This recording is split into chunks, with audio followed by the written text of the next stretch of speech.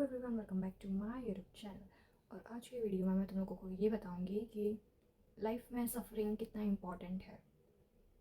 क्योंकि मेरा ये जैन में 2026 में इतना गंदा हार्ट ब्रेक, बहुत ज़्यादा डाउनफॉल, सफरिंग, ये वो बहुत चल रहा था। और उसी दौरान मैंने ये तब तुम एकदम डीपली फील कर पाते हो। जब तुम कोई दुख से गुजरते हो ना, तब तुम्हें बहुत चीज़ें सीखने मिलती है, बहुत। जैसे कि मैंने एक बोलते ना, मेरी लाइफ का पता नहीं क्या, बट मेरे को एकदम बहुत ज़्यादा ऐसे चीज़ हिट हुई है ना कि मैं एक्सप्लेन नहीं कर सकती। और अगर करूँगी भी तो तुम लोग को समझेगा नहीं, क्योंकि तुम लोग मेरे प्लेस पे थे ही नहीं। और तब जब मैं सफ़रिंग वाले फेज़ में थी, तो मेरे को याद है कि मुझे कोई नहीं पूछता था, ना मेरे फ्रेंड्स।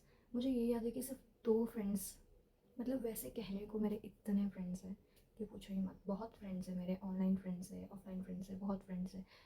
है मेरे पास बहुत फ्रेंड्स। बट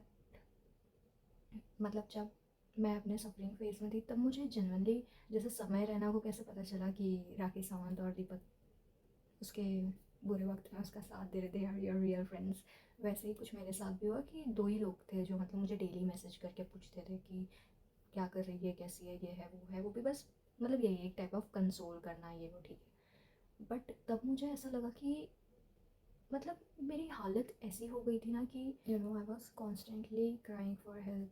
मैं लोगों को खुद मैसेज करती थी, जितने भी लोगों को मैं जानती थी मैं सबको मैसेज भेज देती थी कि मुझे अच्छा नहीं लग रहा है, मैं बहुत ज़्यादा रो रही हूँ, रोने वाली अपनी फ़ोटो भेजती थी।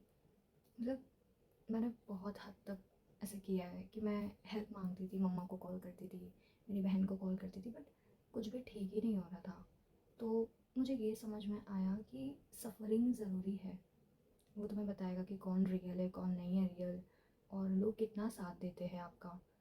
और ये भी पता चलेगा कि डिटैचमेंट इज़ द की। क्योंकि जब मुझे लोगों की रियलिटी पता चली ना, तब मैंने सिर्फ एक ही चीज़ ठान ली थी कि डिटैचमेंट। अब मुझे किसी से अटैच ही नहीं रहना है, क्योंकि मतलब मैं सबको अपना फ्रेंड मानती थी, सबको, कि they will be always there for me. But क्या हुआ, it's not their fault too, कि कोई थोड़ी ना मुझे बच्चे जैसा मेरी टेक केयर करेगा, डेली मुझे पूछेगा क्या हुआ, कैसी है, ये है वो है, क्यों रो रही है, मैं घर आ जाऊँ, ये वो, इतना कोई नहीं करेगा। एंड वो मुझे समझता है, बट फिर भी I expected more from my people. तो जब वो मुझे नहीं मिला, तो मुझे ये समझ में आ गया कि detachment is the key. Detachment ही सब कुछ है, कि जितना तुम लोगों से डिटैच रहोगे उतना हर्ट होने से बचोगे। और है ना, सफरिंग इल्यूजन को तोड़ देता है कि लोग हमेशा रहेंगे या तुम हमेशा खुश रहोगे। क्योंकि खुशी में हमें ऐसा लगता है कि वाह, हमने सब कुछ पा लिया, अभी हम तो कुछ बचा ही नहीं है पाने के लिए, ये वो ऐसा वैसा। बट वो तुम्हारा इल्यूजन सब तोड़ देगा कि तुम्हें नहीं, ग्राउंडेड रहना है, हीलिंग करनी है, ये करना है, वो करना ही है। सफरिंग काफ़ी चीज़ें सिखाती है।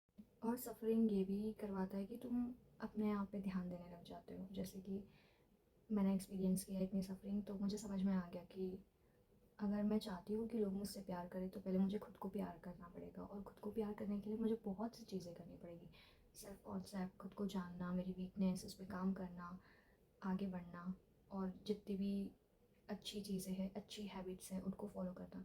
तो कहीं ना कहीं सफरिंग है ना, तुम्हें हमेशा बेटर बताती है कि जब तुम बहुत ज़्यादा दुख में होते हो ना, तो तुम्हें थोड़े टाइम तक बहुत गंदा फील होएगा, बट उसके बाद एक अलग ही मोटिवेशन आ जाता है तुम्हारे अंदर। जैसे कि तुमने नोटिस किया होगा, अगर तुम 4 घंटे से रो रहे हो बैठ के, तो 4 घंटे बाद तुम्हें ऐसा लगता है now I don't give a fuck, no it's over, अब मुझे फ़र्क नहीं पड़ता। क्योंकि वो सफरिंग का मैं कैसे समझाऊँ, मैं तुम्हें एक्सप्लेन नहीं कर पा रही हूँ। बट सफरिंग तब के टाइम पे बहुत बुरी लगती है जब तुम सफ़र कर रहे होते हो, बट वो एक्चुअली तुम्हें बहुत बड़ा कुछ, इन रिटर्न तुम्हें कुछ तुम्हारे लिए ही कर रही होती है। तो आई फील लाइक कि suffering is not that bad, suffering should be there in your life. और मैंने ये भी नोटिस किया है कि ये सारी सफरिंग जर्नी में मैं गॉड से बहुत कनेक्टेड हो गई। तो मुझे ऐसा लगता है कि सफरिंग तुम्हें अपने भगवान से मिलाती है। कि हमें दुख होता है और कुछ भी नहीं, ऐसा लगता है कि कुछ भी ठीक नहीं चल रहा है, तो हम लोग ये सोचते हैं ना कि अब बस जो है वो भगवान है।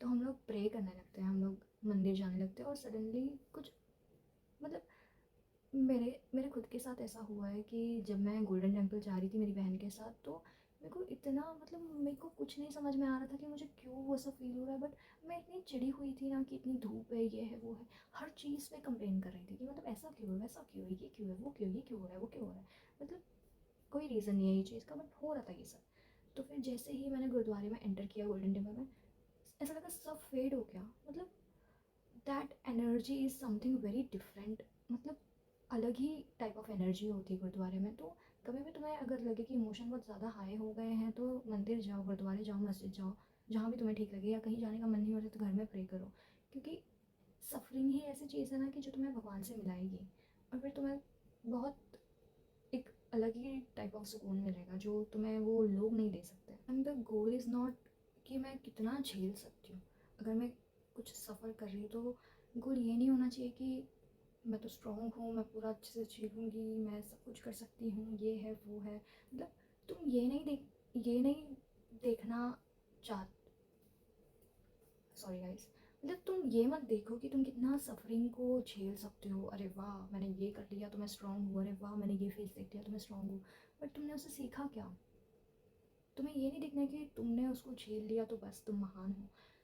तुम सफरिंग में एक वजह से आए हो, तो वो वजह ढूंढो, ढूंढो कि तुमने इससे सीखा क्या, और उसको इम्प्लीमेंट करो अपने लाइफ में, तब भी मतलब तुम अपने लेसन्स रिपीट नहीं करोगे, नहीं तो ऐसे आएगा, ऐसे आएगा, ऐसे हर जगह से वो लेसन तुम्हारे पास आएगा ही, और फिर तुम अचानक से बोलोगे वाई गॉड, वाई ऑलवेज मी, सब लेसन्स मुझे ही क्यों मिल रहे, क्योंकि तुम सीख नहीं रहे हो। So yeah that's it for the video, bye bye guys, see you in the next video.